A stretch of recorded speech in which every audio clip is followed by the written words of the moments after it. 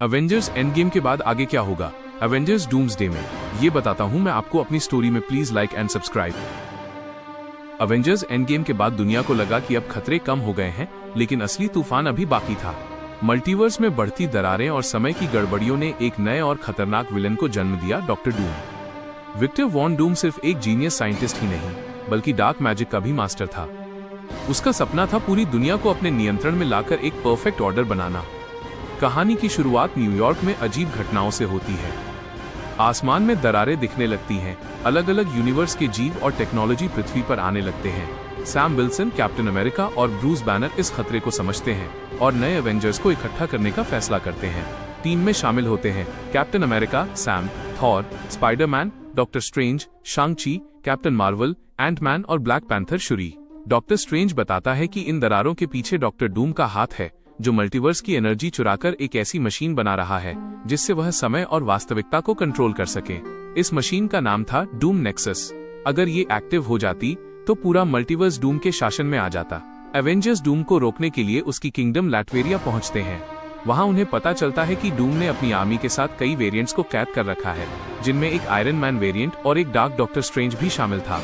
ये देखकर Peter Parker को एहसास होता है कि मल्टीवर्स का खतरा कितना बड़ा है। पहली लड़ाई में एवेंजर्स को भारी नुकसान होता है। डूम की टेक्नोलॉजी और मैजिक का कॉम्बिनेशन इतना खतरनाक था कि थॉर और कैप्टन मार्वल तक कमजोर पड़ जाते हैं। डूम उन्हें चेतावनी देता है, हीरोज दुनिया को बचाते नहीं, उसे कमजोर बनाते हैं।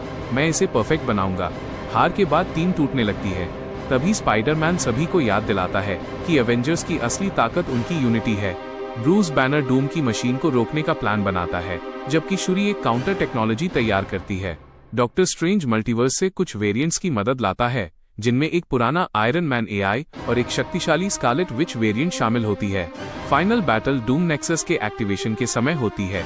लैटवेरिया का आसमान टूटता है और अलग अलग यूनिवर्स आपस में टकराने लगते हैं। थॉर और कैप्टन मार्वल डूम की आर्मी को रोकते हैं, जबकि शांग-ची और ब्लैक पैंथर मशीन की सुरक्षा तोड़ते हैं। स्पाइडरमैन अपनी चतुराई से मशीन के कोर तक पहुंच जाता है, लेकिन डूम उसे रोक लेता है। डूम और एवेंजर्स के बीच जबरदस्त लड़ाई होती है। अंत में डॉक्टर स्ट्रेंज और स्कारलेट विच वेरिएंट मिलकर डूम की मैजिक शक्ति को कमजोर करते हैं। उसी समय सैम विल्सन कैप्टन अमेरिका की तरह लीड करते हुए टीम को एक साथ अटैक करने का आदेश देता है। अवेंजर्स की संयुक्त ताकत से डूम नेक्सस नष्ट हो जाती है।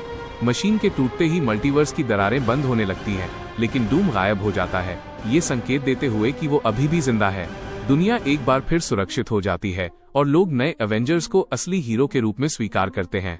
कहानी के अंत में एक पोस्ट क्रेडिट सीन दिखाया जाता है, जहां डूम एक अंधेरे यूनिवर्स में खड़ा मुस्कुरा रहा होता है। वो कहता है, ये तो बस शुरुआत थी, असली डूम्सडे अभी बाकी है।